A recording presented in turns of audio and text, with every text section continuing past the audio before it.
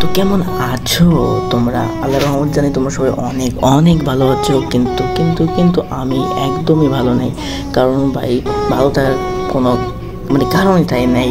কারণ মনে করো যে রমজান চলতেছে, আর রমজান মানেই মনে করো যে একটা রহমতের মাস আর কি।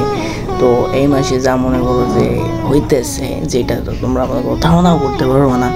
কারণটা মনে করো যে এখন আমি জানি না, কারণ এই মাসটা নাকি রহমতের একটা মাস, কিন্তু এখন বর্তমানে কিন্তু চলতেছে ধর্ষণের মাস। ঠিক আছে ভাই, এটা কোনো বড় বিষয় নাই। কিন্তু কিন্তু কিন্তু ভাই ভাই রমজান মাসটা আইতেছে, তোরা যারা এই পাপ কাজটা করস ভাই এইভাবে, ঠিক আছে, এইটা কিন্তু উচিত না। ঠিক আছে, তোদের উপরে যাই কিন্তু একটা বিশাল আকারে দিব না আল্লাহ। ঠিক আছে ভাই, তোরা ভালো হয়ে যা। ঠিক আছে, আর বেসিক্যালি কী বলবো, আমার কোনো এটা কিন্তু বলার কোনো ইচ্ছাই নাই আর কি। এটা হচ্ছে একটা রমজান মাস, কোথায় একটা ভালো একটা নিয়ম নীতি থাকবো, সব কিছু একদম সিস্টেমে থাকবো। কিন্তু কিন্তু কিন্তু এটা ভাই বাংলাদেশ এটাই সবসময় চলে থাকে। তো এদের মনে করবো যে মাথার ভেতরে কী বলবো, যাই হোক চলে।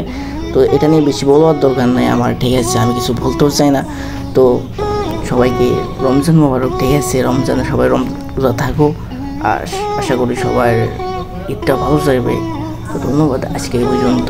ঠিক আছে, ভালো থাকবেন, সুস্থ থাকবেন, ধন্যবাদ।